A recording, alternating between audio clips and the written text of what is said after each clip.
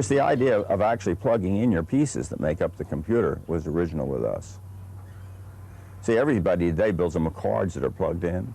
Well, just the idea of building it, the first machine was built with several hundreds of pieces that had built little chassis that plugged in. So if you had trouble, you could pull the whole section out and jam one in. That was the new idea then with this project. Most of the basic principles came out in the first year or something we worked on it. And some of them, according to what other people tell me, were in ideas that Babbage had much earlier for mechanical things, but he wasn't able to get the stuff to work.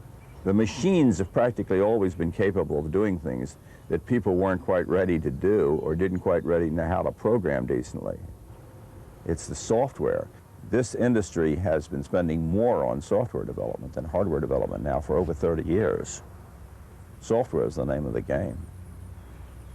By 1962, I'd written a description of what I wanted to do, and I began to get the money the next year. And by 1968, we were on our third computer. It was a very early time-sharing computer. So in a computer conference in San Francisco, I volunteered to run a whole session where we would do a real live video projection on a screen from showing what we could do. So it was the very first world seeing a mouse, seeing outline processing, seeing hypertext, seeing mixed text and graphics, etc., and seeing this kind of real-time video conferencing work. And so it was quite a notable thing. The thing about it is we thought the world would begin right away to turn towards those, and didn't. It was another 14 years before the mouse even emerged, much less the structured hypertext and all of that, and the groupware thing we were doing. One of the problems that existed at that time was the so-called information explosion.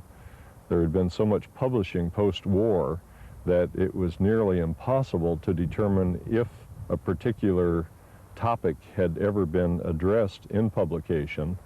And it was said at Lockheed, for instance, it was usually cheaper to redo the research than it was to find if anyone had done the research previously. So we undertook to develop an interactive information retrieval language, which is called Dialogue. The idea was, if you have a curiosity or an interest, we want to provide a system that will satisfy that curiosity or that interest or that information problem. I worked on developing one of the first video displays for personal computers. I worked on the first personal computer that looked like a personal computer with a keyboard, rather like a typewriter with no place to put the paper, as it's been described. And I designed the Osborne 1, the first portable computer. This is somewhat like somebody who's starving to death, but he's got a kitchen cabinet full of canned goods, loaded with great food, no can opener.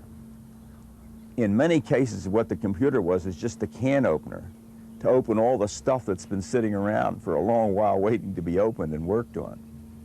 What we call a computer today will be a network of communicating, let's say, subcomputers. There will be some other words for them.